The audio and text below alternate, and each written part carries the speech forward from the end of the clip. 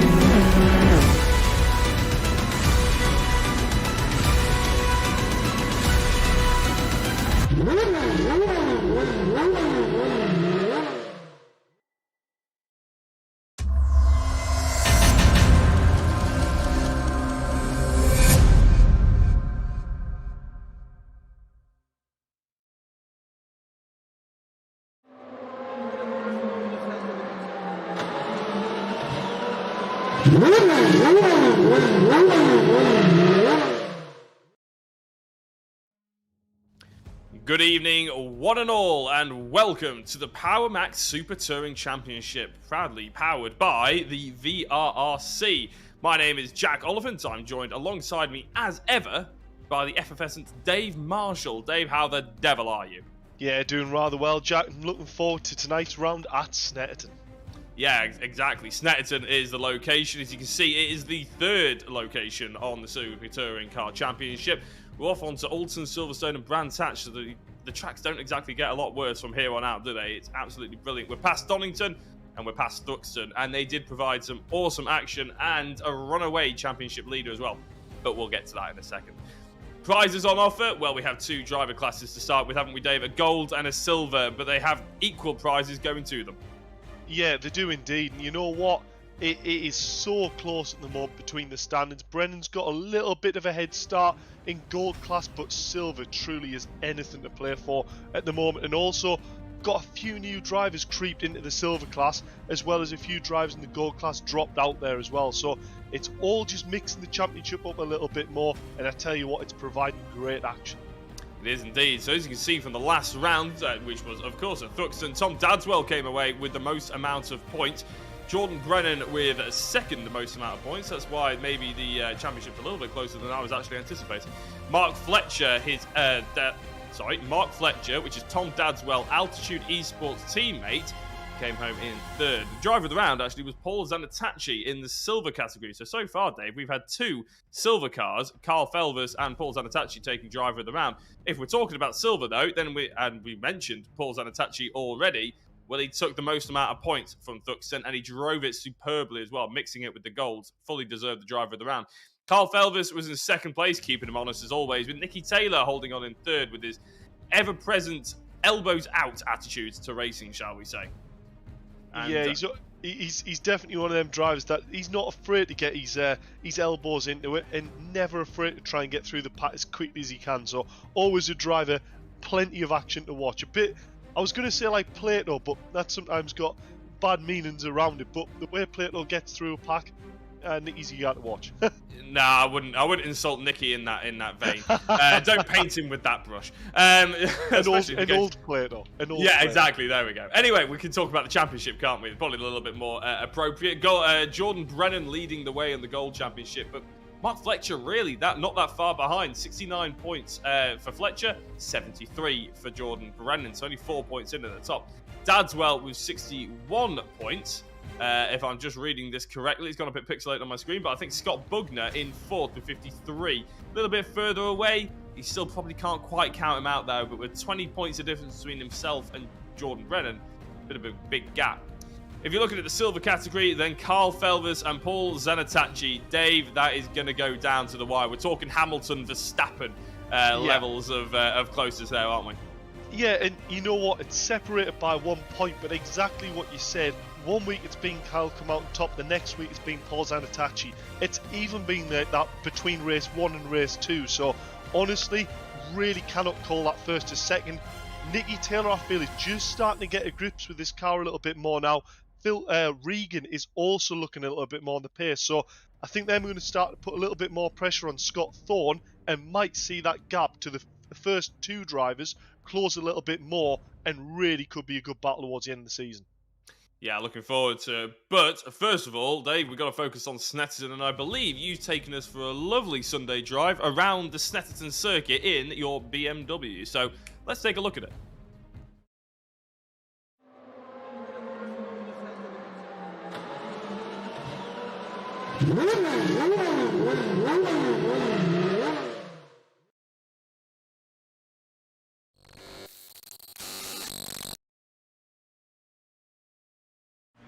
So across the line, it's Snetterton for round 3 of the Polmac Super Touring Car Championship, powered by VRRC. Super committed turn 1, 6th gear knee, 225k, down to 5th, and then as early on the throttle as you dare. Try not to run it too far wide there on the grass.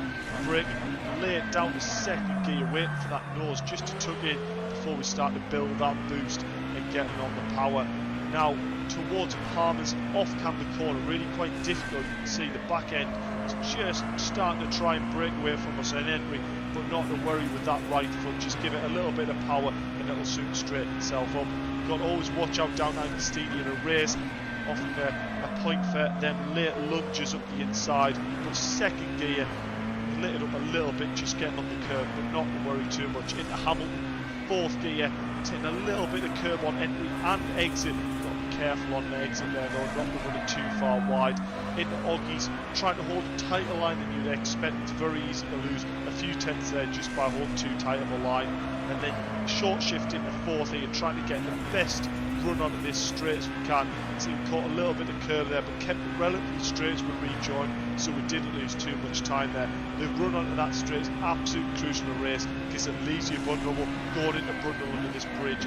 3rd gear, you can see it just fighting, trying to have a little bit of oversteer, but crucial that you get the speed brought off soon enough that you don't have to overslow the car on that crucial apex point.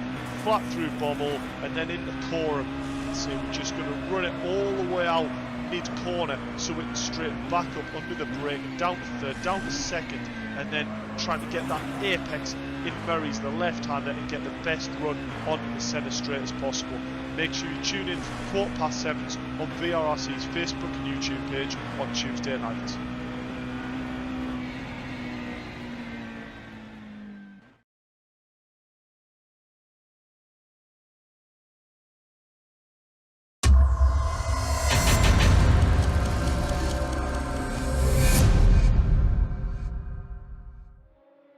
And as we shoot to live scenes here at Snetterton, those of you at home, you can get 20 points if you notice that was actually a Volvo and I announced it as a BMW, so apologies about that. Dave did correct me pretty much instantly as we were on board with them then. But Dave, it was going to be a fantastic event, isn't it, tonight? I mean, Jordan Brennan, again, we're about halfway through qualifying now, really. He's got a 10th gap between himself and Mark Fletcher, who's obviously 2nd place in the championship. But one driver I'm really impressed with is actually the 3rd place man, Scott Bugner. We're quite often seeing Tom Dadswell in that 3rd position, but he's a little bit further down. Bugner's really pushing. Yeah, so I've got to admit, Bugner did send us a cheeky message just saying any tips regarding trying to get a car set up round here. And I said, well, it's all realistically about rear toe, getting that diff a little bit locked up. And you know what? It seems to work for him. He's obviously changed some settings around that seems to have made the car handle a little bit better. And you can see, but actually as I say that, there's Brennan just gone and put in a 51.5, nearly half a second faster than anyone. But as I said, Bugner in that Primera, he's pedaling it well enough, and that is not an easy car to drive. So very good job in with what Bugner's doing. Also quite impressive is Paul Zanettacci, up there in 5th place. Now, who is it that we've got to watch out for? Kyle Felvis. Where's Kyle Felvis on the board? I don't believe he's even on the timing tower yet, is he? The 13th. So he hasn't even put a time properly on the board yet. This will be his first fast lap. Where will it put him? There's your answer there. 6th place, just behind Paul Zanettacci. So that is the big battle right there for 1st place in silver class. 200ths of a second difference, Jack. 200. Yeah, and I love the fact that Nicky Taylor's there as well, isn't it? Because it doesn't really matter if Nicky's a couple of tenths off in qualifying. You know he's going to be sticking it up the inside into the 2nd corner as soon as you get into the 1st lap, isn't it? I mean, there is a split of gold and silvers if anybody wasn't aware. And on the left-hand side of the timing screen, we introduced this at Thruxton, but of course we're going to keep bringing it up because people might not be aware. It's not the fact that everybody's first name either begins with a G or an S. It's the fact that that is the gold or a silver. So as you can see on the left-hand side, you see Jordan Brennan, Fletcher, Bugner, and Dadswell, the top 4. They all have G next to the number and in between their number and the name, basically. And then you have Paul Zanettacci, Carl Felvers, and Nicky Taylor, and Thorne, and Powell Sutton. There's a lot of silvers, basically. Everybody who has an S at the beginning of their name, obviously, is running in the silver category. So it just makes it a little bit easier for us to view it as a commentator, but also for you guys to dissect where your favourite drivers are in the race. I know a lot of people out here are avid watchers of the Super Touring Championship and basically everything that VRRC do. So you might know the drivers already, but if you're new, then that's the information you're going to need. So, yeah, plenty of opportunity to be fighting for sort of good places. But, of course, there's a driver of the round day. We didn't mention the prizes too much before. We're only a third of the way into the championship, really. But the driver of the round is something that we give out every week, isn't it? And it's a Power Max valeting kit, and it's a fantastic prize for anybody out there who needs an early Christmas present, as Carl Felvis is doing to get 4 for his dad, or wants to keep their car nice and shiny. But that's something that the very faithful viewers at home can get involved in as well, isn't it?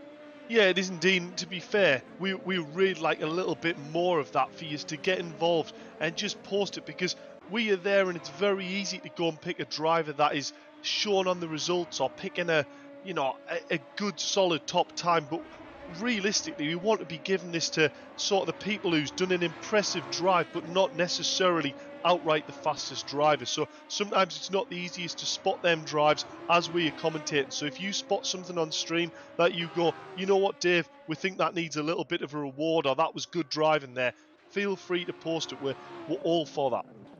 Yeah, absolutely. And if anybody's interested in any more VRRC offerings, and of course, there's the tomorrow's race at the Academy that we do on a Wednesday night as well, that runs in conjunction to our Super Touring Championship. A lot of people out there will know exactly what I'm on about, but we'll give more information about it at the end of the stream. But effectively, a whole host of the drivers you see here tonight and many more will be jumping on with some Clios. I can't remember the circuit as it stands. It's the same circuit. It is Saturday, yeah, of course, because I remember mentioning that last week, actually. So if everybody loves what you see tonight, it's going to be probably offered up in spades more. And the Academy has really been a highlight of my commentary over the past 6 months, David. It is absolutely fantastic. Yeah, them cars and the British track combo, something about them, they just generate fantastic racing. And it's really nice to see one of our new drivers joining this. And you can see actually a few more silver drivers in there. One of the key ones, a very, very late entry, Brad Smith, Tom O'Farrell doing a very good job on the live broadcast to go straight to his car there. He doesn't have an S in front of his name, literally because of how late of an entry he was, but he says, you know what, I fancy giving it a go. He's here till the end of the championship now, so he will have an S in front of his name for next round. But Brad Smith, another Academy driver that has seen the likes of Nicky Taylor, Kyle Felvis and Paul Zanettacci enter into this Super Touring and go, you know what, I want to give that a go myself, and let's see how we get on. Yeah, it almost looks like as you scan down the timing tower that you have a whole load of gold drivers, a whole load of silver drivers, and then a bronze driver, and his name is Smith, doesn't it? It's a bit unfortunate, that one, but he is in silver. He doesn't have a special category to his name. But at the moment in 15th place, I'm sure he'll probably get used to the car as we go a little bit further forward. Some quick drivers out there at the moment. Thorne, Luke Weston, I think that was, just jumping up to 8th. We're on board with Thorne. Well, not on board with him, but we are quickly looking at him. Not a quicker time, though. His Sector 3 must have let him down because he was going quite quickly. Luke Weston, that was 3 green sectors that he just put in, as Will Powell, a little bit quicker. In fact, there we go, Tom O'Farrell. Before I even mentioned him, he's already looking at the timing tower to see who's improving. At the moment, Brennan, Fletcher, Bugner, Dadswell, Zanettacci, basically the entirety of the top 6, 7 even, are not improving. So we're only a minute and a half away from finishing this qualifying. The top 7 really need to pull their finger out if they're going to upset Brennan here. Will Powell, what can he do? Can he upset the top 10? That's the question that he'll be hoping to answer. And he can. He goes into 9th position, a couple of seconds behind Jordan Brennan, but that's not where his fight really is it? He's want to get in a little bit closer to the top end of the silver category. Yeah, so that actually is exactly where he probably wants to be, putting himself right near that front-end battle in silver class, but also it tends to be slightly easier to follow the pack through rather than being right near the back where you've got 15 odd cars in front of you. Ashley Beard there in gold class, just starting to get the hang of the car around this track now, starting to build that time, getting faster and faster throughout this session. Jordan Brennan has just come out the block straight away and put a great lap time up on the top of that board. I think that's probably the fastest we've seen out of all the practice that have been done as well there. So very impressive. I was going to quickly say about Snetterton before the end of qualifying. For me, it's probably one of the most frustrating tracks for qualifying. That turn 1 is make or break for a hot lap. You can go through here and make up 2/10 or go through it and be 4/10 down. After, as Kyle Felvis there, as I exactly pointed out what I was on about there, it is such a fast corner, and if you miss your turning point by a fraction, you are either going off or have lost all your speed. So it's one of them that's a real head beater regarding getting a lap time in, because your lap time can be ended so quickly. Yeah, turn 1 a little bit crucial, as you said, but the crucial thing of it is, if you want a quick lap time, you realistically want to hit both apexes. It's almost a double apex right-hander, in my opinion, whenever I race here at Snetterton. Yeah. And if you want a quick time, you hit both of the apexes. If you just want to stay physically on the track, you have to hit the second apex. Carl Felvis completely missed the second apex. He ends up in the potato field, which isn't actually modelled on the Seto Corsa, but there is a potato field to the left-hand side of Snetterton. Yeah, he felt the bite of the unforgiving circuit in Norfolk just then as well. So Jordan Brennan crosses the line, takes a checkered flag on pole position. That's not entirely surprising, considering his time is the only one in the 151s. Mark Fletcher couldn't overthrow him in second. Scott Bugner is just about to come across the line, I believe, in third position. There we go. Is he upset Mark Fletcher? I'm not entirely sure if he has. Actually, no, Scott Bugner's only about halfway around the lap, to be honest. Tom Dadswell and Paul Zanettacci, 4th and 5th confirmed, pretty much, unless the likes of Carl Felvis and Luke Weston can really upset them. Carl Felvis is looking not really quick. In fact, he's come into the pits. Nicky Taylor did well on that previous couple of laps, making up the difference to himself and Felvis. But as Bugner comes under the bridge and into Brundle and Nelson, he's got a nice little toe here, Dave. Not sure how powerful the toe is with these cars, but every little helps, I suppose. Well, I could be wrong, but that might have been a flash of the light. So that would probably suggest to me Bugner's maybe hooked up that section under the bridge. That can sometimes happen if you haven't had a particularly fast sector 1. You throw a caution in the wind, you go, what's not to lose? Let's just give it everything and see what happens. And he's got a quick sector 2, actually, the fact he hasn't pulled in the pits there suggests this could be a quick lap. Let's watch for Bugner. Does he improve? Oh. He does improve. He does improve by margins above Fletcher there for second place. So I imagine he'd be rather happy with that, putting the Primera P2 on the grid. Yeah, still couldn't quite get into the 151s, which shows just how quick Jordan Brennan is, isn't it? The fact that second and third are that close to each other, and neither of them could quite crack the code even. I know, I was going to say, it's a difficult one, that one. Tom Dadswell in 4th place as well, and Paul Zanettacci polling the silver category. Carl Felvis, Nicky Taylor in 2nd and 3rd, or 6th and 7th on the grid. I believe you've got an overall pole sitter in the waiting room, Dave. Why don't you go and have a chat with him? Yeah, we do indeed. So we'll jump down to Jordan Brennan. I mean, a fantastic lap there, a 51.5. I've done multiple laps around here in these cars, and I know fine well that must have been a lap that just hooked up together. Yeah, that was a really good lap. But for the start of that qualifying, I couldn't feel like I was hooking it up. But then towards the end, then it just felt like it was just coming together, and then it just found a lap, and it just worked. And I've got to ask, Bugner's there on second place on the grid. You know them Primeras are reasonably good off the line. Is there any worries down to turn 1 here, knowing that it's a reasonably open, fast-flowing entry corner? Or is it just a case of you're just going to have to go with it and see what happens? Well, the problem I've got is Paul starts on the outside here, which isn't good. So he's got the inside for turn 1 if he gets off the line well. So we'll see what it's going to be into the hairpin. Well, good luck regarding that, Jordan. We might be talking to you after the end of race 1, but if not, huge congratulations for putting it pole on this race 1 start. Yes, thank you.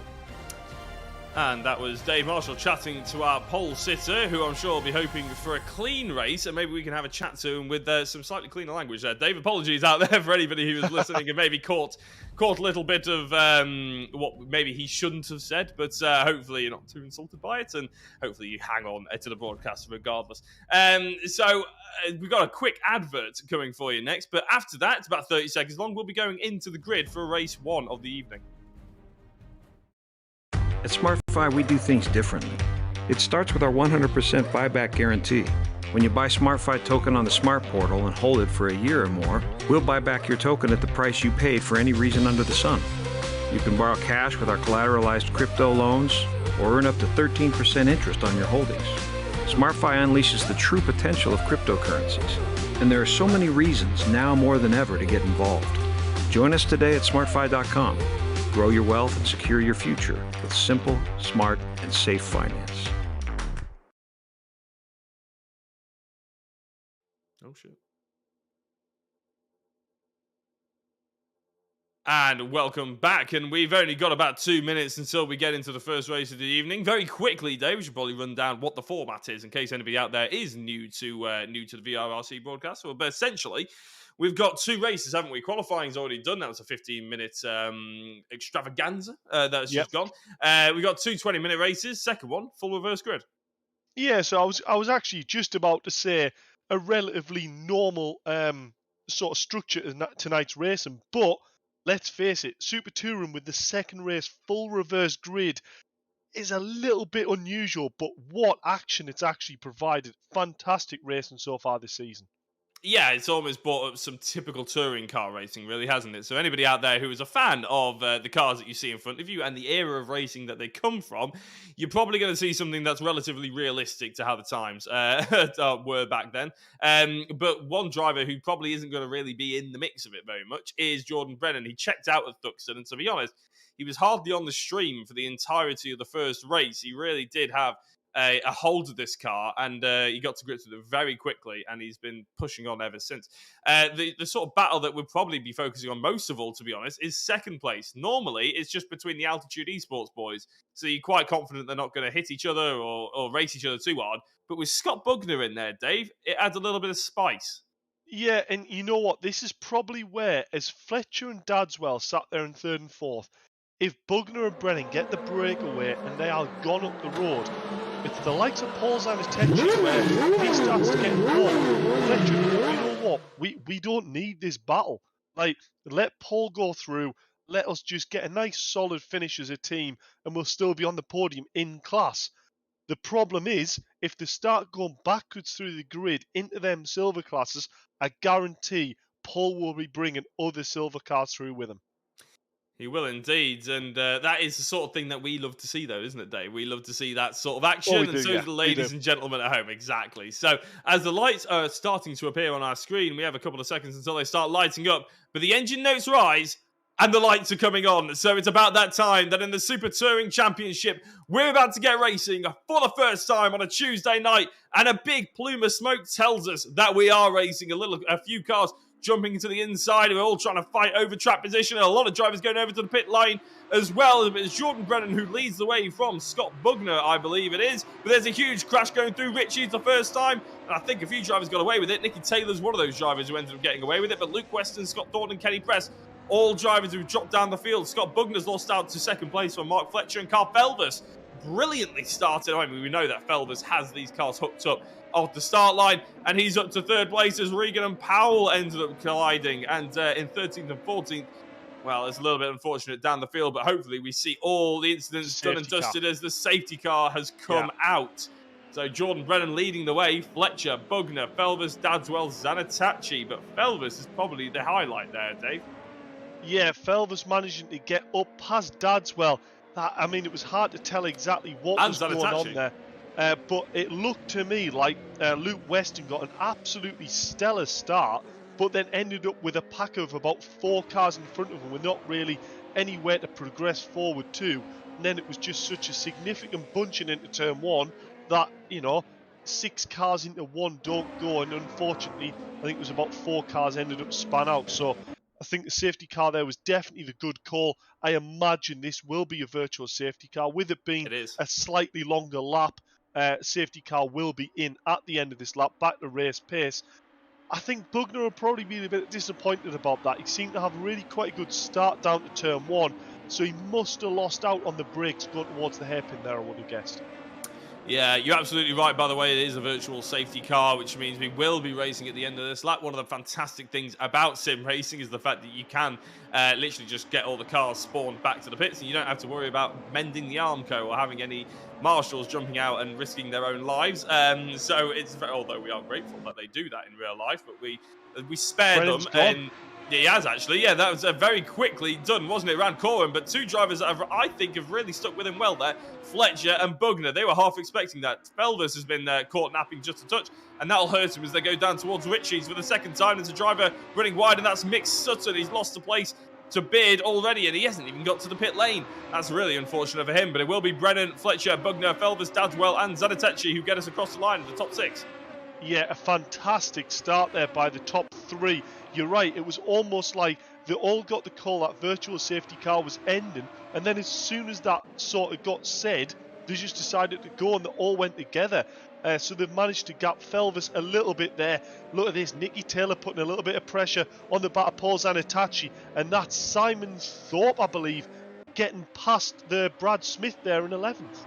Yeah, and Mick Sutton's overtaken Beard as well, but we're looking at Beard now, in fact, in the Altitude Esports cars. I wouldn't say he's the forgotten brother, but he is obviously the car that is slightly further down. We don't see him as much on the stream, but he's really getting his elbows out. We saw that plenty at Thruxton as well, as we see Regan, and I believe that's Luke Hobson all the way down there as well for another Altitude Esports car in 13th and 14th, getting their elbows out just a touch, which is always nice to see, as long as it's clean, Dave. That's the crucial thing, isn't it? And Snetterton is a circuit where overtakes are possible. Yeah, they are definitely possible, but it's one of them tracks. We're going to go into this section now, as I'm talking about it, under the bridge or into the last corner. It warrants an overtake. Whether you can make a mistake, we'll wait and see. Nicky Taylor is looking for the move, but you can see the braking area and the commitment it takes. Or as Will Powell is there on the exit on the grass, so that must have been contact with another car, I believe, with it being on a straight. We didn't see anything too much of that. But yeah, as I was saying, it's one of them things there, right in that braking area there. As Nicky Taylor came to that last corner, you could jink left and put a move on. But other than that, you've got two really good hairpin overtaking opportunities here at Snetterton. And also turn 1. It can lend itself if you can get in that slipstream. But yeah, Snetterton, overtaking opportunities, always a bit leery. Yeah, as Luke Weston gets a little bit leery on the back of Luke Hobson there by the looks of it, as Hobson hits the brakes and lets Weston through. I don't know if that's because maybe there was a bit of untoward overtaking earlier on and maybe going through Coram on the final corner, I'm not sure. Or maybe Hobson's got a problem, and I think Hobson's got a problem, That's Dave. a problem. That has to be a problem. So that actually, the fact he's pulling over and stopping would suggest it might be an engine issue. So maybe he's downshifted too quickly into the last corner and over-revved his engine, maybe. That's all speculation, but that wouldn't suggest to me it's as simple as just a tracking issue. Yeah, well, braking into the last corner is, in my opinion, one of the hardest braking zones in the country. To be honest, I always say it when I'm talking about Snetterton, but I've known a lot of drivers and I've driven the track a fair few times. Actually got my first win here in real life in the Zanettacci G40s, and it's always a case of like heeling, towing, and braking and accelerating around Coram is such a difficult technique, and I actually ended up box shifting. I always just went down from 4th to 2nd, so I waited to the last possible second to shift the gear in. If you hit the engine, if you use engine braking, you can get the problem that Hobson has potentially, and you can end up over-revving the car and braking it, obviously, which isn't ideal at all. Nicky Taylor showing that an overtake is worth thinking about through Brundle and Nelson, but it isn't always a nailed-on opportunity. Zanettacci doing a good job of putting his car slightly defensive, not overly defensive, but just keeping himself covered on that inside line as he breaks down in towards the final corner that we were talking about before. But one of the reasons why that is so tricky, Dave, isn't it, is because you're constantly under load, and as soon as you come off the throttle, the car suddenly changes its weight distribution, and when you hit the brake, it changes again, as Thorpe potentially is realising. Yeah, so that actually might be a perfect example of exactly what you're talking about. You go from a constant load on that back left wheel way around towards the last corner, and then as you brake, all that car wants to do is keep turning right. It does not want to turn left. So yeah, it's not an easy scenario, but I didn't know we had that thing in common, Jack. Both of our first wins were at Snetterton. Oh, there we go. It's a special connection we hold, Dave. But yeah, it's a fantastic circuit in my opinion. It's as I said, I think last week as we were building it up a little bit at the end of the Thruxton stream, it has a little bit of everything. There are fast-flowing corners, there's difficult braking zones, there's an overtaking opportunity here and there, a great opportunity for slipstream, but also some really sort of slow-end corners as well, where you really have to get the braking properly done. A couple of hairpins where the exit is crucial as well. One place I could never get right was the corner we just saw of Mark Fletcher going through. I think it's called Williams. And yeah, I just cannot get it. I cannot get it whatsoever. And it's probably, arguably, the most important corner on the circuit.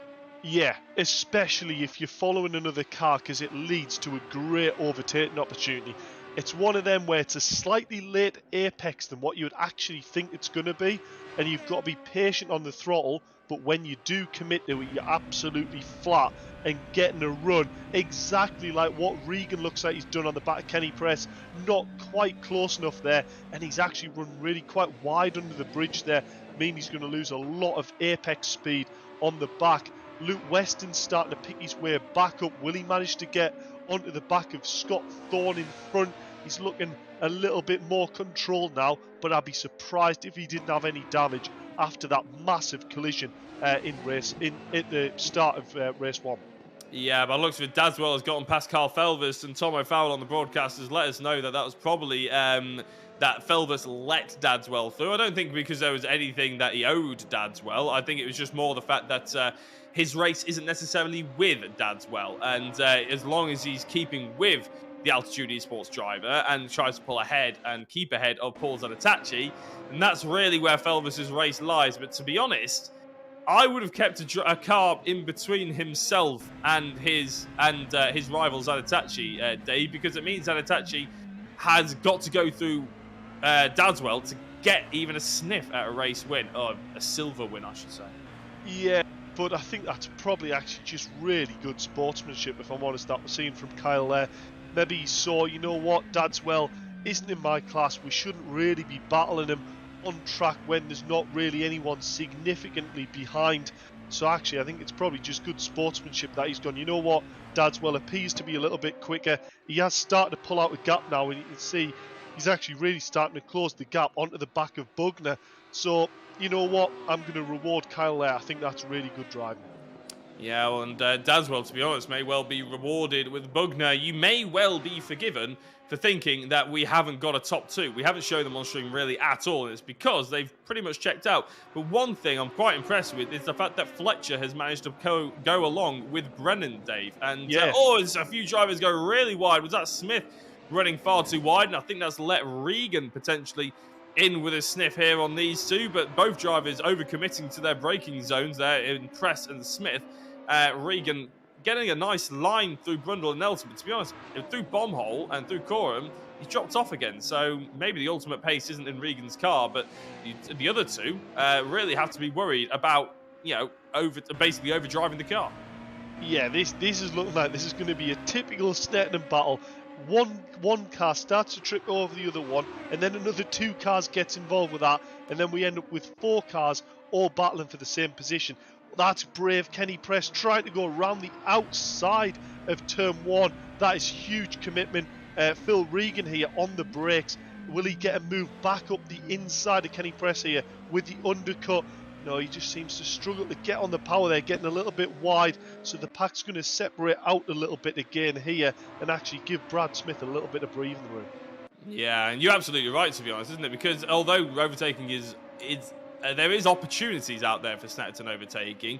Once you come offline, it does slow the other cars up, and you do invite other pressure coming in from behind, don't you? And all of a sudden, you get T-boned by Ollie Jackson. It's just things that happen, isn't it, through Agostini? Anyway, it's looking like there's a little bit of a battle heating up. Now, we quite often see there's a battle in the top 3, but it's normally between Fletcher and Dadswell. And as I mentioned in qualifying, not always that heated. You never really get the sense that they're really going to lunge each other or do anything to put each other in jeopardy. But the fact that it's Bugner versus Dadswell means we'll probably get an idea of how racy Dadswell is, because he hasn't been around in VRRC before. We haven't really seen him in amongst it in a red-blooded fight with another driver, because normally it's his teammates. So it's going to be quite interesting to see how he holds on from the pressure behind them and the silver drivers, who won't be hanging around, but also attacking Bugner. Yeah, to be honest, knowing Scott, even if he doesn't have the outright pace in the car, he will defend that for everything he's got. So Dadswell is going to really have to attack this if he wants to make an overtake stick. So that is going to be a really, really interesting battle to keep watching. Dadswell's going to get the run on the exit. Will he put a lunge up on the inside of the hairpin? I was going to say that's probably a little bit too far back to commit to that. It seems to me like Scott might just be struggling a little bit there with getting the car turned. Volvo just seems to have a slightly tighter line there. Bugner's set that corner up. Will he get on the power as well? This is another great opportunity. No one really thinks that people are going to go for an overtake here. And sure enough, he shows his nose. This is going to be worrying Bugner now. Seeing him start to show his nose, he's thinking, he's coming for me. Yeah, absolutely. I've just seen in the YouTube chat, we're going completely off topic here slightly, but Luke Hobson, I believe, was the driver that ended up limping around turn 1 that we saw earlier, Dave. We suspected potential engine issues, but we've had a theory in the YouTube chat that potentially says qualifying fuel, potentially. Maybe he hasn't changed the qualifying fuel there. Oh. And I'm not sure if that's something that's easily mistaken, but I know it is in iRacing. Yeah, could very, very well be.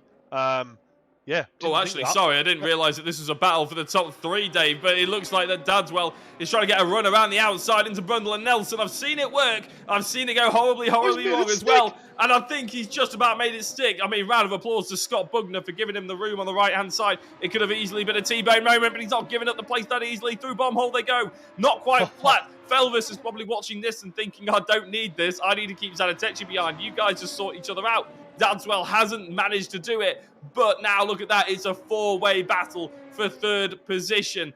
Felvis can't take his foot off the throttle. He can't give them the gap that he probably wants. In fact, he's flashing his lights, telling them to get on with it. If you're going to do something, sort yourselves out, because you can't hold me up. Here goes Dadswell and Bugner again. Around the outside of Richards is exceptionally brave and exceptionally stupid for a lot of drivers, as Felvis shows his nose at the inside of Dadswell, who keeps it on the circuit. My goodness, well done to Bugner and Dadswell. This has been sensational stuff. And Zanettacci has come in for the kill on the inside of Felvis, and I think we could see a race lead change here in the silver category. Hopefully, they keep each other on the circuit, but it's still Bugner, Dadswell, Felvis and Zanettacci.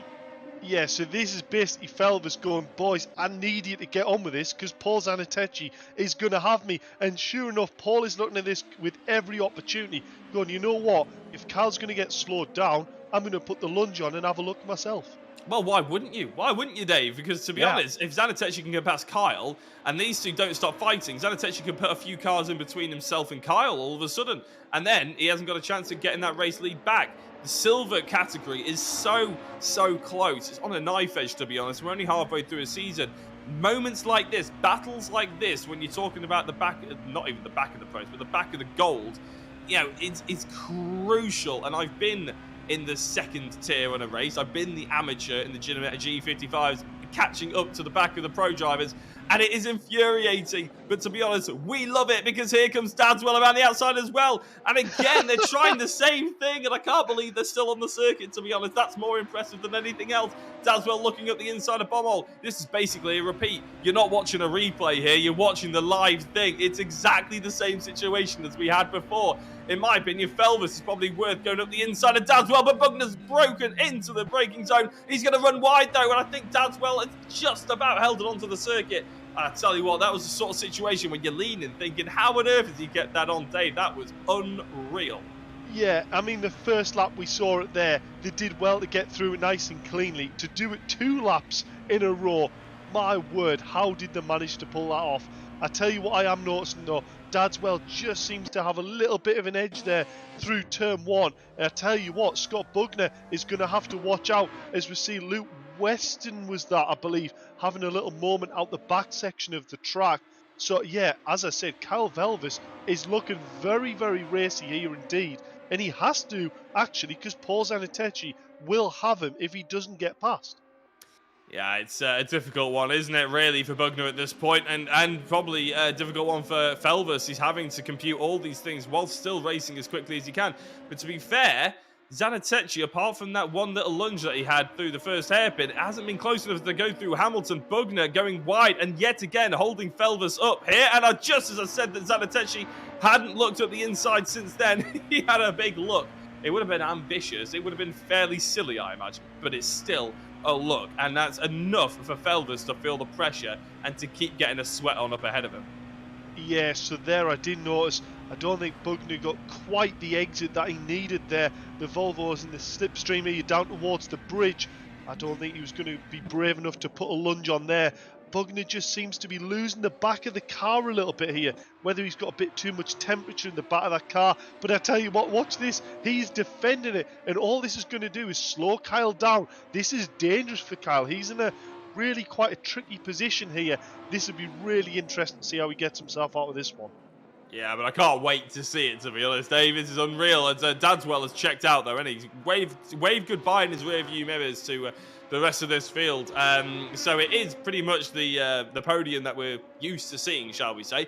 But I have to say, we haven't seen much of it. Fletcher, only a second behind Brennan, doing unreal. I can't wait to see how they progress in race 2. Of course, a full reverse grid to look forward to a little later on. Only 2 minutes to go into this one. We will be on the penultimate lap as Felvis looks for a big lunge and a late lunge on the inside. Late on the brakes and a fantastic move. But here comes Paul Zanettacci going through and into 4th position. Maybe he's going to lose out on the outside here, but I'm sure he's going to give it his all, isn't he? As they go down towards Agostini now, door to door, side to side, wing mirror to wing mirror. And as they hit the braking zone, who's going to come out on top? It should probably be Felvis on the inside, but no, it is Paul Zanettacci. 2 moves in 1 corner as Felvis gets the cut back. I can't shout about it too much just yet. Going into Hamilton this time, it is Zanettacci just ahead of Carl Felvis, who overtook Bugner but ended up staying in 5th because of the opportunistic moves that Zanettacci has decided to pull off here. What absolutely fantastic racing that was there, as Paul read that like a book, just saw the move happen nice and early, set his car up so he got the run. He came from about 5 car lengths back there to draw an even with Kyle on the exit of that hairpin. So fantastic racing. Kyle had to put a move on earlier rather than later because Paul was getting closer and closer, and Scott's probably thinking, you know what, they've got through now, but I wasn't on the back of Dadswell, so actually it's still going to be a 4th in class for Bugner, which I don't think is going to be too bad, because if you think about it, in the reverse grid scenario, what he's actually done is he's put himself 2 cars ahead of where the reverse position is going to be. I don't get the impression he's thinking that far ahead right now. No, I was thinking that as I was saying it while I was watching him possibly set up an overtake. Oh, Felvis into the wall. Zanettacci just pushing him over, squeezing him a little bit too much, showing Felvis he's not going to have this easy as Bugner looks up the inside of Ritchie's, but it's not happening just yet. They both missed the first apex. Crucially, though, they just about make the second one, or they're within the same postcode as the second one anyway, which is the important thing. As Zanettacci goes defensive into the first hairpin, Bugner's trying to open the door himself. He's basically got a sledgehammer trying to open that door, hasn't he? It's you're not going to hold him back for much longer, but it looks like Felvis is just about held on to 5th place at the moment. But I tell you what, Dave, this has been a heart-in-mouth sort of encounter, hasn't it? And it's the sort of encounter that motorsport fans live for, as Bugner dives up towards the inside as Beard and Sutton is another battle that is heated up nicely. Altitude eSports are absolutely everywhere in this championship, and they're absolutely everywhere here on this Snetterton circuit. They do like to get their elbows out, and they love the spotlight. That's what I've learned here, Dave. Yeah, and you definitely can't miss the cars either. Oh, no, they do look good as well, to be fair. In fact, all the cars look good, but you certainly can't miss them. And Paul Zanettacci, to be fair, and that bright green makes it very easy for us to follow. It's just lovely as well. Getting onto the Bentley straight then, it says Scott Bugner we're having a quick look at as he tries to chase down Carl Felvis, who's gone slightly defensive. Maybe he's just trying to break the slipstream. I'm not entirely sure. He comes back over to the outside now. The proper racing line as Bugner goes to that slightly narrower entry, keeps on the trail, breaking all the way through. They all get a nice run through, but it is going to be Jordan Brennan who's rounding out the final corner, and to be fair, hasn't got as much of a gap as we're used to him seeing, but he is going to take the checkered flag. Doesn't matter on the gap, it matters on the position once it drops, and it is a race win for Jordan Brennan as Fletcher in second place comes across the line. Dadswell, quite a long way back, it has to be said, but carved through the likes of Zanettacci, Felvers and Bugner to take home the overall P3 positions. And it is, after all that, Paul Zanettacci who takes home the silver race victory. Carl Felvers who will take home the silver victory, if you know what I'm on about there. Scott Bugner in 6th position. Nicky Taylor in 7th. Mick Sutton overtaken on the line, I think, there by Ashley Beard. Could be wrong in the standings, but Kenny Press is about to come across to finish off the top 10. In the League of Champions and in the Academy, that would be a pole position. But of course, it's a full reverse grid in the Super Touring. So Thorne in 11th, Smith in 12th. Regan is somewhere about 8 seconds back. There we go, crossing the line in 13th position. Then it'll be Thorpe and Weston. And I think Hobson in the pits will mean he is technically a DNF driver, which means Weston will be on pole position for race number 2. Dave, I have to take a breath there. That's absolutely madness, isn't it? Yeah, what a race that was. I mean, we've got probably 2 or 3 groups of really close battling going on, which I tell you what, going into race 2 is going to be an absolute joy to watch. Yeah, I can't wait for the battle between Jordan Brennan and Mark Fletcher, which we didn't see that often then, but there was always about a second of a gap between them, and a second of the gap as they carved through the field might not be good enough for Brennan to take another race victory. However, Dave, you have a couple of drivers to speak to, don't you? Some podium sitters from race 1.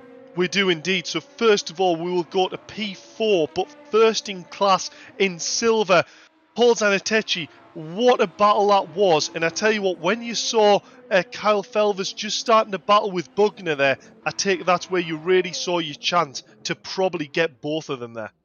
Yeah, I think that was sort of just hanging back a little bit. Kyle was looking quite racy. I didn't have quite enough pace to probably sort of put a move on him in like normal circumstances. So yeah, seeing them battle slowed them up a little bit, brought Kyle back to me a little bit, and just took the opportunity when the gap opened, really.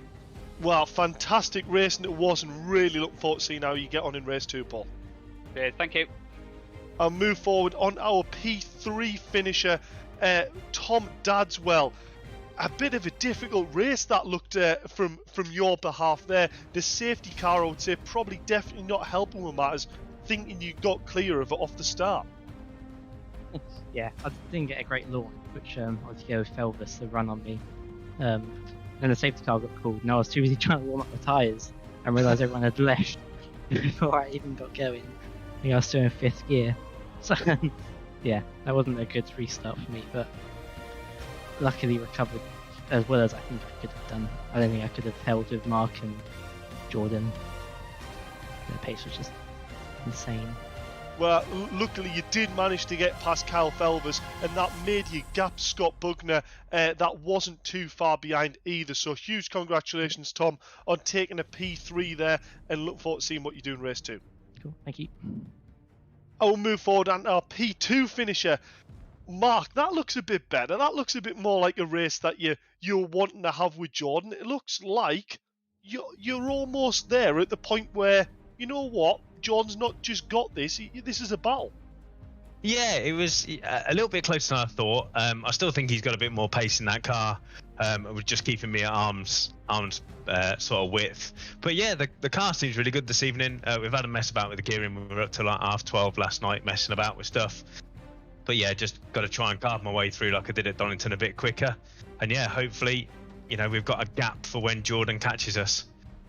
Well, that almost sounds like a real race weekend up till 12:30 the night before the race, trying to fix the car. But yeah, I mean, a bit of an interesting start there. I take the safety car didn't play a massive role in your race there, but it did mix things up a little bit. Yeah, it was important to stick with Jordan. Obviously, you can see throughout practice how quick he is. So yeah, it was just sitting behind him and yeah, waiting for him to go and then just try and go with him. The gap was around about a second. Nothing too exciting. A bit sort of rhubarb and custody, But yeah, we'll get there. We'll try and carve the way through the field though. Let's see what we can do. I would say it's definitely looking in the right direction there, Mark. Huge congratulations on taking a P2, and let's see what you do in the next race. Cheers, Dave. I will move forward on our P1 finisher, Jordan Brennan. A little bit more pressure there from behind than probably what you would like. And I tell you what, it's going to make race 2 quite awkward for you. Yeah, I made a lot of mistakes in there, and towards the end, just really struggled with the car. But I've just made a couple of tweaks on with the setup, and hopefully it helps. But fair play to Mark for being up there. It's made it a little bit more interesting. But yeah, I think this is going to be a struggle, this race. So we'll see what we can do. Yeah, I think that's exactly what I would use to describe it. I think it is going to be a struggle to get through the grid from the back. It's a longer circuit, less laps to do it in, so let's see how you get on, John. Cheers, thank you. And there we go, Jack. I think he described it perfectly there. This is going to be a struggle. I prefer the term of rhubarb and custard, to be honest. I never once thought to describe a race that I've ever seen as a rhubarb and custard. But I'm going to start, to be honest. It's a good shout. But yeah, full reverse grid, Dave. We have an exciting one lined up, don't we? I'm just trying to get my time back up on my screen as I was searching all the comments on the streams. Lovely to have so many people engaging as well, and big shout outs to a couple of drivers there. But a full reverse grid. Very quickly, you got about 20 seconds. What are you expecting here? What I would say is if Luke Weston can keep this on the track and not lose the back end or have any moments and drive within himself, I honestly think Luke Weston will be hard to catch for a good start of the race. His big issue is if there's a safety car called, that lead will be lost. So watch that beamer down to turn 1. It will have a significant gap. Regarding further back down the grid, I'd imagine we might see a really hard battle between Bugner to try and stop them guys behind getting through. Yeah, and very quick update on Luke Hobson. He had to retire through a throttle input fault. But we have red lights, we have engine noise, and in a few seconds we're going to have a big plume of smoke in the background of the Norfolk circuit here at Snetterton for race 2 of the Power Max Super Touring Championship. Luke Weston with an absolute flyer off the line, I think. Or is that Thorpe, actually? I'm not entirely sure who came off the line Weston. better there. Yeah. It is Weston, you're absolutely right. So Weston holding that lead, Thorpe actually losing out to Brad Smith, potentially. No, Brad Smith actually getting past Regan. Thorne, and to be honest, I'm trying to look at my timing tower, but they're all going 3 wide. It's hard to keep a track of it. It's Brad Smith into 3rd place. He'll be pleased with that one off the line. Kenny Press going through. Nicky Scott Taylor. Bugner. Nicky Taylor has gone round. Nicky Taylor's going round on the exit, unfortunately. Rejoining, no damage, hopefully. Maybe gets on the back of these drivers as Zanettacci's in the mix as well in 12th place. Mick Sutton in 13th. Thorne, where is our race 1 winner? Fletcher came home in 2nd place in race 1, up to 9th place. Carl Felbers is in 10th. A few drivers that you have to keep an eye on, and Jordan Brennan in 11th behind Carl Felbers. But at the moment, Luke Weston is absolutely flying. Yeah, so to me it looks like Fletcher has definitely done a good job there of trying to get through the pack and break away from Brennan. Paul Zanettacci stayed about where he was. Carl Felbers was only a place, so not that much has changed in that mid-pack. But it's actually a few top drivers have just dropped down a little bit. Real surprise to see Nicky Taylor with the spin-off. I'd imagine that was probably contact. Obviously, it's a front-wheel drive car. So, yeah, not nice to see. But look at this Bugner starting to make progress up the grid. This is exactly what he needs to do to create a little bit of space between him and them cars behind that he knows was a little bit faster in race trim in race 1. Yeah, exactly. Fighting with an altitude eSports car. It could have been a flashback, couldn't it? As Beard actually is really dropping down. And actually, he let them through there. I was going to say, Bugner overtook Beard for 6th position, and now Beard finds himself in 12th. All the way down underneath Paul Zanettacci now, who hasn't quite had the start he was probably hoping for. But to be honest, he's only just behind Carl Felbers, and we know that those two are going to be able to probably make their way through the order as quickly as they possibly can. Dadswell and Bugner going side by side here. Bugner's on the right, Dadswell on the left into Ritchie's for the 2nd time. We've seen Dadswell try this a couple of times in race number 1. Is it going to be able to pull off on Bugner this time? In fact, this is actually reigniting the old fight that they had, wasn't it? This time for 6th position, not for 3rd and a podium place, but it could end up being a podium place as the Altitude Esports car of Mark Fletcher gets up the inside of his teammate Jordan Brennan, having a quick peek behind him. Not sure which way to put his car, but he's going to go on towards the outside of the circuit with Phil Regan holding all these drivers up. It is Jordan Brennan trying to fly and carry momentum, man. I tell you what, I thought he almost had it then, but Dadswell just about fended him off. Here goes Here goes Bugner on Regan.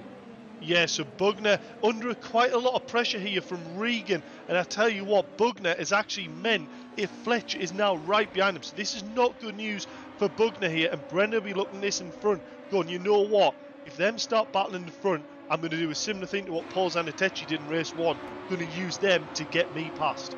Yeah, he's just probably, I wouldn't say max it and relax it, but he's going to definitely just play the smart game here. Zanettacci watching, yet again, Felvers fighting just ahead of him. Phil Regan, again, the cork in the bottle. He's been unscrewed for one of the bottles, but he's just been put straight into another one, hasn't he, unfortunately? As Carl Felvers looking towards the outside, but Zanettacci's got a huge run, but look at that, there is Zanettacci playing the long game, isn't he? Coming off the throttle, not trying to get too involved as Felvers tries to go around the outside, and that is an absolutely exceptional, executed run there for Carl Felvers on Phil Regan, as Zanettacci knows full well that he's going to have to try and carry on and get through Regan as quickly as possible. But he hasn't managed it, and look at the gap that Felvers has gained, Dave. Yeah, that move there was absolutely crucial for Felvers to pull off. So hats off, fantastic move. Paul needed to be a little bit more committed through the bomb hole there to get that move to work, and instead he's ended up dropping a lot of time. Here's, I believe, who is this going up the inside? That's a very committed move. Whoever that was following. I believe it was Kenny Press going through, but who was it behind? Was it maybe... Oh, it's Fletcher. Fletcher went through, maybe. I think. Yeah. As So- it looks like Smith has lost out to Brennan as well. Yeah, so a very, very committed move there. Looking like that's starting to get that little bit of mid-pack aggression coming out now. And Scott Bugner going a little bit sideways there with contact with Brad Smith. Meanwhile, Fletcher is starting to gap where Brennan is now stuck behind Kenny Press.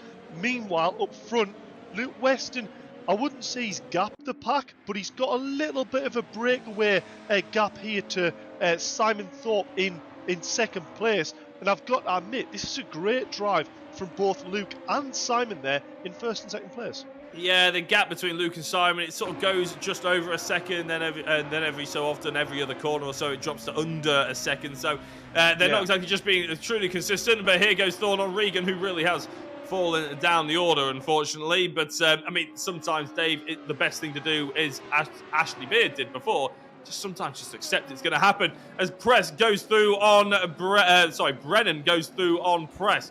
Crucial that for Brennan's hopes to carry on winning this championship really against Fletcher. As it looks like Smith is trying to go around the outside there as well, as Scott Thorne has a little bit of a spin going through Brundle and Nelson. But Bugner up alongside Smith, and there's a huge drift on there for Bugner, and he keeps his foot in. And a brilliant bit of car control there through Coram into the final corner. He's not going to hold the position against Smith. Well, actually, he might do, to be fair. He has. Oh, my days. Here comes Carl Felvers. Using the pit lane. Oh, track limits. MSV haven't heard of them in this simulator, I don't think. It's absolutely brilliant, isn't it? And here comes Zanettacci on Felvers yet again. They're both drivers gone to the inside. Felvers holding on to that position against Brad Smith as Dadswell and Bugner have just got ahead. And to be honest, this could be a flashback to race 1. But this time, we've got Brad Smith involved as well, which we love the fact that Brad Smith has got involved in this championship. And there's super touring action just everywhere you look right now. 3 wide going towards the fast left-hander. You don't want to be going 3 wide through there. And in fact, Ashley Beard has managed to get through Zanettacci.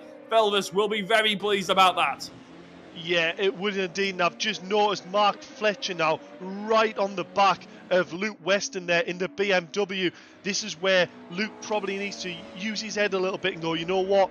Mark is quite a bit quick around this track. Let him get through, save the positions, and then it'll actually mean it sort of sustains where he is a little bit longer in this race. And you know what? Simon Thorpe's there in 4th place. Brennan's there 3rd.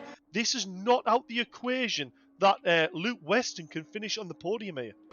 Yeah, I know. It's going to be a brilliant drive if he does, to be fair. We've got loads of people in the YouTube and Facebook chat as well. Remember that you got to put your vote in for driver of the day. This time round, it's looking very difficult for us to choose as Dadswell goes through on Bugner. Yeah. To be honest, Bugner's up there for me. Dadswell as well for brilliant racing.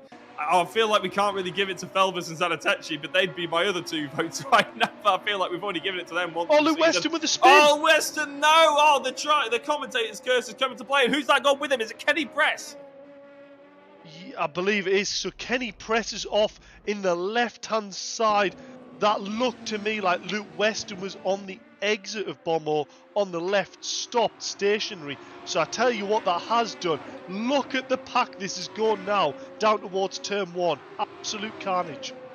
Carnage is probably the operative word in a couple of minutes' time, or even a couple of seconds' time, as they go towards Richie side by side. It's DeFelvis in just behind Bugner and Dadswell, and this is essentially a flashback, isn't it, what we're seeing right now? And I just cannot believe that Dadswell and Bugner have kept it so clean, to be honest, Dave. That's the thing that really impresses me most. Yeah. As Zanettacci goes through on Thorpe, you're right. This is a proper drive and a proper little battle that we got going on here in the midfield.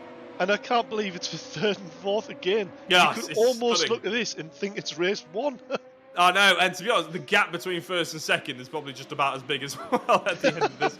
It's, really impressive driving from all round. Although this time it is Fletcher and Brennan, not Brennan and Fletcher, which is going to be very interesting in the championship, especially if fastest lap starts to come into it. So look forward to seeing how it comes out towards the end, as we're only 9 minutes into this race, which means we potentially have a full 11 minutes to go until this one is concluded, and we're very much hoping that it's a clean 11 minutes and we keep essentially the passion that we've got here out on the circuit, because it looks like Taylor's going to go for a move on Thorpe, and this could be really crucial for Taylor as well. 3rd in the championship in the silver category, had a spin early on in this race, and Nicky Taylor moves his way up into 8th place, only one place behind Paul Zanettacci, who will be held up in that 5-way battle. And you know what? I'm going to put it on the line now, and say Nicky Taylor should probably be in the lineup for driver of the day, to come back from dead stone last after a spin out on the hairpin to bringing himself not that far off the back at all of Paul Zanettacci. Absolute stellar and fantastic drive by Nicky Taylor. Yeah, it is a very, very good drive, I have to be honest. Yeah, you're probably not too far away with that estimation, to be honest. As Felvers looks very aggressively towards the inside, he knows where he wants to put his car.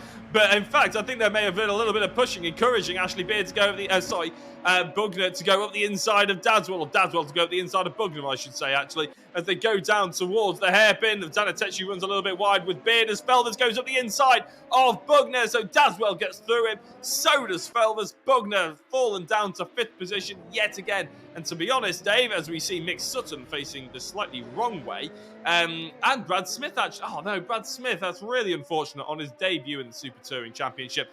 Here comes Felvers has been attacked by Beard on the inside of Agostini, but Bugner falls victim to Beard's attack, to be honest, and that falls means that he has just dropped back just a touch, so any dreams that Bugner had to really take it to Dadswell has pretty much evaporated in the overtake of Ashley Beard there.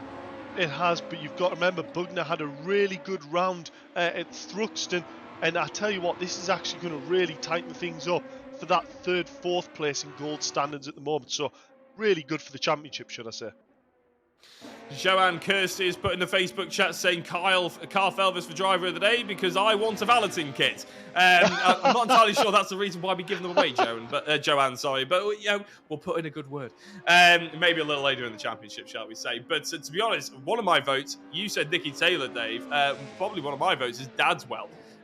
He's fought really cleanly with Bugner, but in both times so far, he's come out as the driver ahead, hasn't he? I'd say Bugner would be in there, but he's just lost those battles, whereas Dadswell's excelled in them. So you know what? That is a great shout. That is actually a great shout. Yeah, that's where I'm leaning towards. But of course, we want the input from the people at home, the lovely people watching in the YouTube and Facebook as well. So as we carry this on, keep that in mind. Sorry, Jack. But also, another drive we've got to bear in mind is actually Mark Fletcher.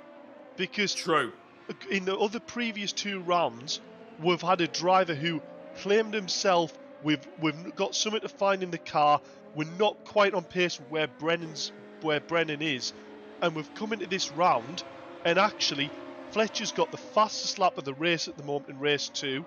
He held within a second of Brennan in race 1, so they have made really good headway into progressing that car more to where Brennan's got his. So Fletcher has also got to be in with that. Can we just hand it to Altitude Esports? just give a balloting kit to Altitude Esports. They can share it between themselves, can't they? Ashley Beard, being overtaken there by Scott Bugner through Agostini as well. So Paul Zanettacci not able to pull back those gaps. I mean, it's second in class still, but really he'll want to win this one. And Carl Felvers currently in 4th place, but winning the silver category. But most crucially, Dave, 2 drivers who seem to be keen on fighting each other in between himself and Paul Zanettacci. And speaking of fighting between themselves, Ashley Beard going for the inside of Brundle and Nelson. And Ashley Beard having that place back from Bugner, saying thank you very much. But as they go through bomb hole, it looks like that Bugner is interested in taking that back. And are they going to make contact? It was almost inevitable through there, but brilliant car control for both of them. Paul Zanettacci goes through, but to be fair, I'm just glad that we don't have 2 DNFs here, Dave. I tell you what, Paul Zanettacci read that perfectly. He was like, if I keep my foot in, I can still get back to my apex by the time I've got round the outside of both of them. Massive commitment, but fair play Paul Zanettacci, because it's moves like that that's just kept him within this championship hold. Look at that now, Paul Zanettacci, 1 place behind Felvers. I can't wait to see how this one goes as Beard goes back through on Bugner, and a little bit of an off for Phil Regan. Unfortunately, allows Weston and Sutton to go through as well as Bugner looks up the inside into the second corner, and that allows him to get up the inside, to be honest, of Ashley Beard. And that's one of those psychological race moves. I always mention them, Dave, but when you're not really intending to show your nose, but you just sort of move around to make the driver think and panic and miss their braking zone, and then it's just a nice easy drive round, isn't it? And you overtake them. So really well done. You always know the moves that are meant and the ones that aren't. You know fine well which move I'm on about, Jack, where you end up showing a nose only because if you didn't go to the right hand side of him, you would have gone straight to the back of his car. The ones where you're as late on the brakes as you can possibly be, it's not really meant for a move, but it's either hit the back of his car or make an apex and hope he sees you. Absolutely, and to be honest, it just makes for great race. Oh, Weston's turned around, unfortunately.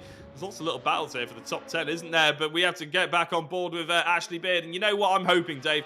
I'm hoping that these drivers come back for other championships. We'll run through the other championships in a second, but these two have to calm it down, because I need to calm down to take you through the championships in a couple of minutes' time. But Ashley Beard going through on Bugner. He's going to try and get the cutback as well through Brundle and Nelson and down into bomb hole. It looks like Bugner's just about going to hold on to that one.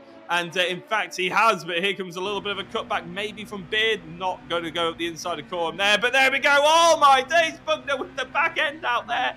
Oh my, his rear tyres are going to be not thanking him at the end of this race. And to be honest, the more he does it, the more prone he is going to be to actually sacrificing those rear tyres. And Nicky Taylor is very interested in getting involved with this. A huge gap between these guys now and Paul Zanettacci, as Ashley Beard yet again getting in on the mix. He's absolutely loving the Snetterton circuit, isn't it? And we're loving having Altitude Esports here.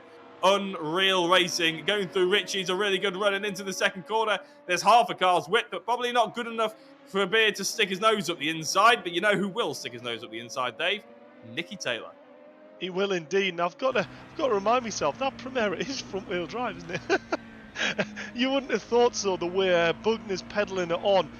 It looks to me like he's just got that back end a little bit loose there, whether it's the camber's not quite right on his car, but it looks very, very nervous in that sort of mid-corner to on the brakes on entry, and that's where it looks like Ashley Beard's car's really, really strong. So that's why it appears Bugner's struggling a little bit. But what he isn't lacking is commitment, as you can see that inch perfect on the barrier. And Nicky Taylor, is that a lunge on both of them? Has he just lunged both of them there and managed to nearly get through? What a move that was. I believe it was. I believe we might have actually just lost Jack there as well. So as we'll look at this, my mic was muted as I was screaming, Dave. I just couldn't believe it. Oh, that was absolutely sensational. I mean, I don't think Nicky Taylor's going to hold on to either of the positions, but you just love the commitment, don't you, to try and get through there. Nicky, you just don't do that. You don't. It's so ill-advised. It's actually silly, but that's what we love about Nicky Taylor. He just doesn't care, does he? He'll go for it. He sees it, he'll go for it, and everybody else can live with the consequences. Yeah. Oh, again, a huge slide there by Bugner. I keep thinking he's losing it, but to be honest, I think he's got it under control, hasn't he? We're very quickly, but for 2 minutes into the end of this race, one one thing we're going to have to get in here, Dave, is the fact that we're very much looking forward to seeing not only the Clio Cup tomorrow, but we're hoping to see all of these drivers entering into the mini challenge, the mini E-Series that we've got coming up towards the end of November. Oh, in fact, it is the end of November, isn't it? But we're hoping that we see more action like this. And as Beard goes around the outside of Richie's, we're going to have to go back to the racing that's in front of us and talk about that in a couple of minutes' time, because Nicky Taylor yet again showing his nose as Beard was very, it's admirable to try and go around the outside of Richie's, but it clearly hasn't worked so well for him so far. Bugner putting up a very staunch defence. Yeah, it is indeed. Nicky Taylor getting through past Ashley Beard. A typical hairpin move. Nicky not really leaving much room on the exit curve, just riding on the power. And I tell you what, Ashley Beard would probably feel, that was a little bit harsh, but there is nothing he can really do about it. Nicky had the corner, job's done, and now he's just got his target on the back of Bugner's car. Yeah, to carry on what I was saying before, I actually said it was the end of November. That's, of course, I'm talking about the Mini E-Series now. The end of November is when the sign-up started, and it's already started. And to be honest, Christmas is just creeping up on me far too quickly. November has just disappeared. The Mini E-Series is going to be starting on Thursday, the 16th of December. This is the official Mini Challenge E-Series. So everything you see in the touring car weekends for BTCC, this is the official E-Series of that championship that we're hosting here on VRRC, commentated on by Richard John Neal and, of course, yourself, Dave Marshall. I'm not salty in the slightest, but anyway, it's going to be an absolutely awesome race. I'm going to be tuning in to watch it anyway on every Thursday starting from the 16th of December. If you want more information on it, then do please check out the the VRRC Facebook pages and the Mini Challenge Facebook page and their website and everything else as well. I'm sure there'll be information will be plastered everywhere about it, but we certainly have been posting about it here on VRRC. So if you want to get involved in that, it's on a set of Corsa like you see in these races, but it's fully bespoked out to be a proper official E-Series, just like the Super Touring is, obviously, but you'll get a taste of what we do. And maybe you'll race it, you'll like it, you want to get involved in the Super Touring and everything we do on a Tuesday and a Wednesday as well. But please do look out for more information and updates on that, because Dave, it is going to be special. It is indeed. And the prizes on offer as well are pretty out of this world. You can actually get yourself in behind the wheel of a real Mini Cooper. If I believe you get first or second place. So really a great opportunity to possibly transfer that sim side into real side track experience. Yeah, exactly. And we'll hear a little bit more about it from Rich Hayden, the owner of VRRC and the founder of VRRC as well, just after this race. So if you want a little bit more information, then maybe we'll try and fit in just before the driver interviews, Dave, just for a quick bulletin of how people can get involved and get the information they need as well, before we have a chat to our podium sitters. But it's going to be a really cracking championship. I can't wait for it. We are on the final lap of the race, so that means that Mark Fletcher is absolutely flying. And I have to say, I haven't kept an eye on the gap, Dave, but the gap is massive. It's 6 seconds. Mark Fletcher has been able to pull on Jordan Brennan here. He's going around the final corner. And Mark Fletcher, I think I'm right in saying this, it's his first win here in the Super Touring Championship. And it's a definite win as well. Very decisive. Jordan Brennan coming across the line in second place. He's not used to that feeling in the last couple of weeks, but he'll have to get used to a little bit more if Mark Fletcher keeps up this pace. Tom Dadswell in third again, with Carl Felvers in fourth, but winning the silver category. That's this switch of race number one, with Paul Zanettacci coming home in second in the silver category, fifth place overall. Scott Bugner just about finishes ahead of Nicky Taylor. To be honest, they're two different classes, so it wouldn't have made a difference whether it's the other way around. Anyway, Ashley Beard in eighth, Thorne in ninth, with 10th being Mick Sutton, and the rest of the field flying in. And I'm going to invite, if Rich Hayden is out there, I'm going to invite him to come on now, to be honest, Dave, just before we had these driver interviews. And in fact, Dave, Rich, you're already here. So as we see the final couple of cars coming across the line, why don't you give us a little bit of more information on the mini challenge that I wasn't so eloquently putting before? Thanks, Jack. So we've got a lot going on. Obviously, we've got the Super Touring every Tuesday night for the next 4 weeks. We've got Clio Cup. We've also got Mini Challenge, the official E-Series for the Real World Championship starts on the 16th, Thursday evenings, and that runs for 8 weeks until the first Thursday in February. So really looking forward to that. We've got quite a few entries in already. A lot of the Real World drivers have committed to it. So it's great. It's great to see. But not only that, we've got lots of other stuff going on. We've got weekly time attacks, rally stages, Forza Horizon 5 club as well for VRRC. So loads going on here.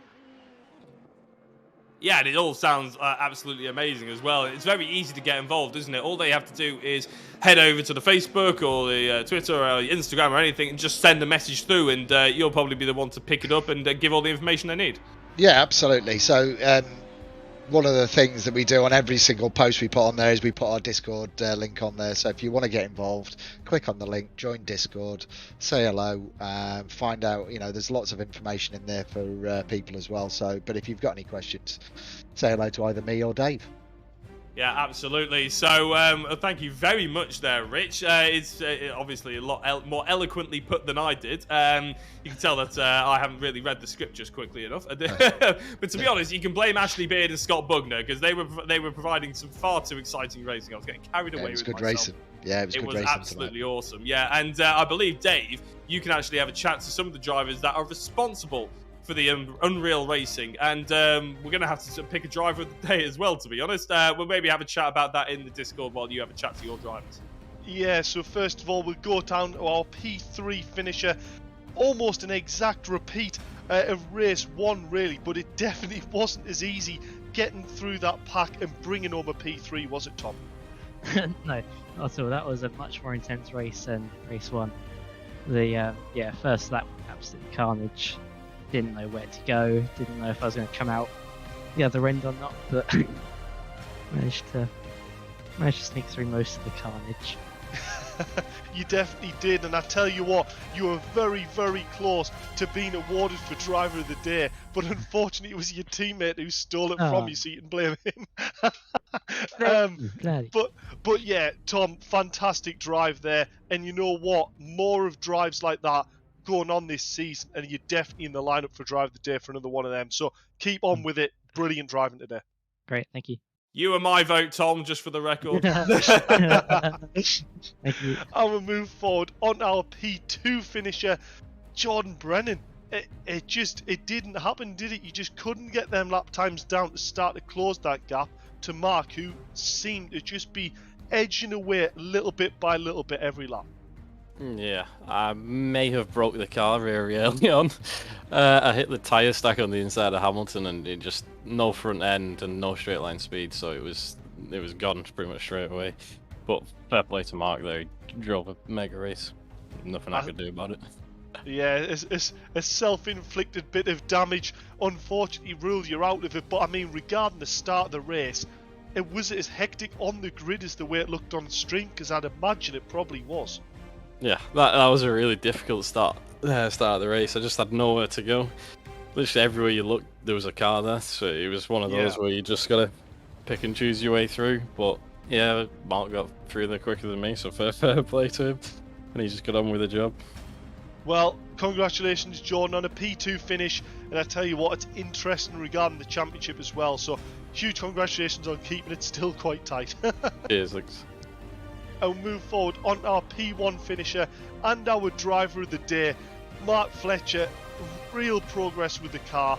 I think probably progress with your driving in the car as well. But that race too was so crucial for you, getting through that pack just that little bit better than Brennan and extending that gap. Yeah, I mean, I have to apologise for Brad Smith. I thought he saw me into turn 1. Yeah, I just sent it. Those first couple of laps, it was like, right, where's Jordan? Hold on, where's an altitude car? Let's not take that out. But yeah, it was mega. Yeah, really good. I enjoy the reverse grids, but yeah, I did go for a gap that closed on Brad Smith. So yeah, sorry, but welcome to the championship. Well, fair play for the apology. But I tell you what. This is definitely a scenario where we've seen it multiple times now. These full reverse grids really do lend themselves to just not having a clue what's actually going to happen during the race. Yeah, I mean, once somebody goes through that, especially for us guys that are fighting real hard, like it was evident that whoever got through that pack fastest was going to lead the race, was going to win the race. Yeah. So as soon as that door opens up, you have to go for it. But yeah, obviously the only one where I had a little bit of contact. I hate making contact with cars, but yeah, it was Brad into turn 1. Well, as I say, I don't know whether we actually saw that on the screen, so you might have gotten away with it. But well done, Matt. Huge congratulations on taking a P1 and closing the gap up in the overall championship battle as well, securing the fastest lap in that race as well, but also getting our driver of the day vote as well. So congratulations to you and Altitude, because you've obviously worked very, very hard on that car indeed. Yeah, huge thanks to Tom, Ash, and Luke for making a mega car this week. We've actually kind of got 4 cars into one in the end of it by the end of this evening. So we had Tom's setup, half of my gearing, some of Luke's brake bias, and some of Ash's canvas. So yeah, it's a huge team effort here just to try and keep up with Jordan. Well, huge congratulations, and it is definitely a team effort. So there's no team championship, but I can say Altitude would be winning on overall championship points. But anyway, huge congratulations, Mark. Well done on a P1, and we're looking forward to seeing what you and the boys can do next round out. Cheers, Dave. Thanks a lot. And there we go, Jack. I think it's fair to say he's a very honest man. He didn't need to say he had collision there. I don't think we spotted that. No, we didn't, and if there was no protest put in, we probably never would have done, would we? But each their own, and it's quite fun to hear that it's such an amalgamation of all their different cars as well. But we can see that how it's impacted the championship. Jordan Brennan still leading, and it's still very close. Mark Fletcher, though, he's shown signs that he can potentially stay in this championship fight and take it all the way. So fingers crossed that we do see that, obviously. 107 points for Fletcher, 112 for Brennan, so only 5 points in it.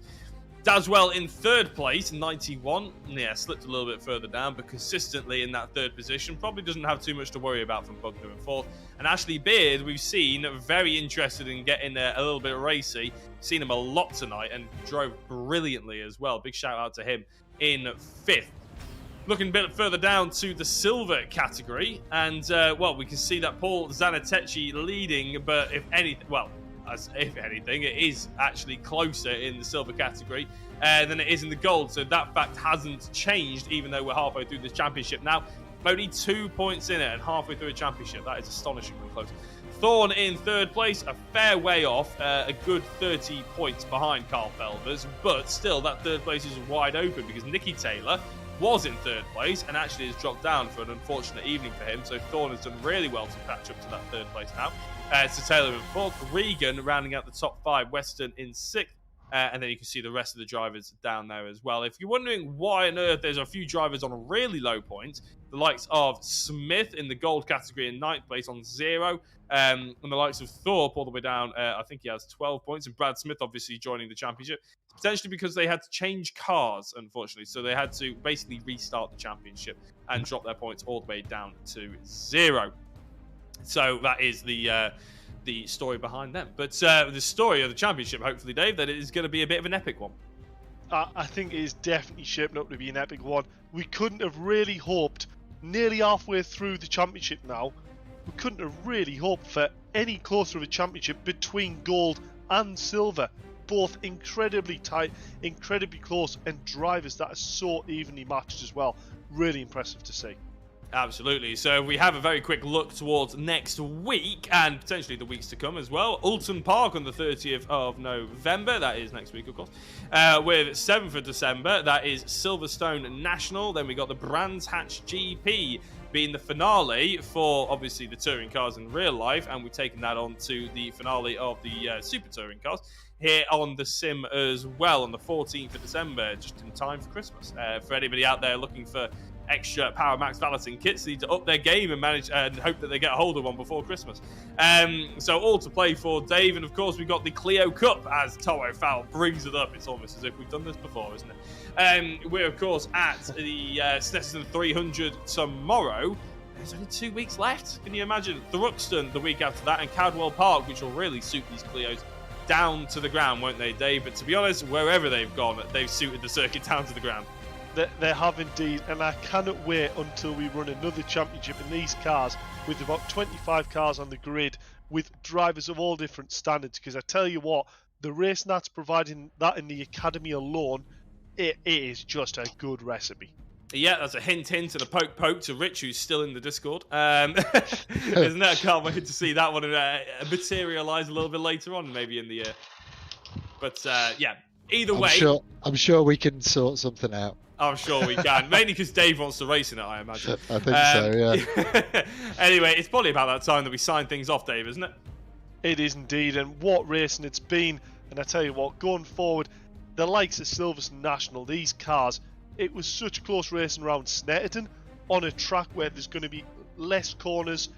You know, I cannot wait for later on this season. But first, Alton Park, one of the tracks that actually I think the BMW could go really strong at. So there's only one BMW left.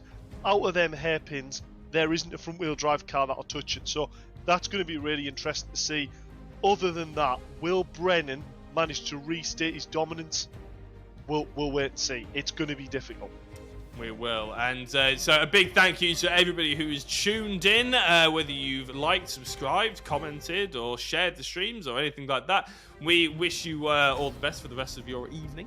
And if you just sat there and silently judged us and judged the drivers, well, we're still happy to have you along for the ride anyway. It's been a pleasure to host you this evening. My name has been Jack Oliphant. I've been joined as ever by Dave Marshall in the virtual commentary box. And Tom O'Farrell has been on the broadcast as per usual, bringing us well up to date with everything that's going on in VRRC and indeed on the racing as well. A big thank you to everybody out there and the drivers, and we'll see you tomorrow for the Academy Clio Cup. Good night.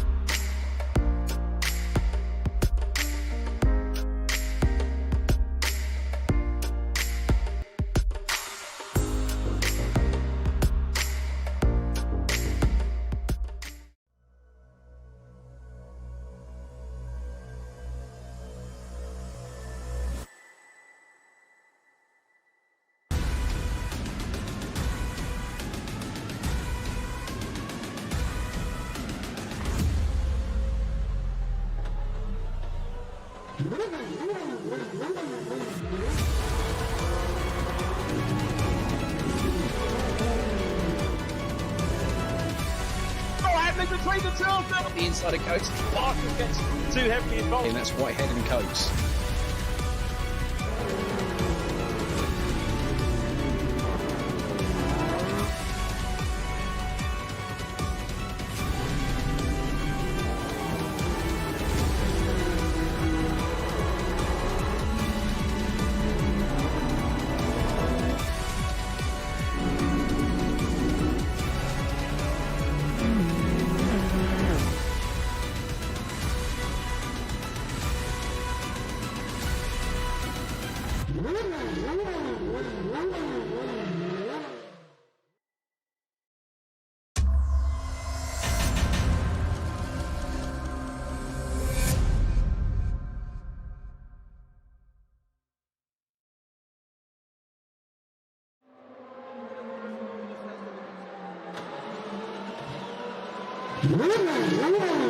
Woo!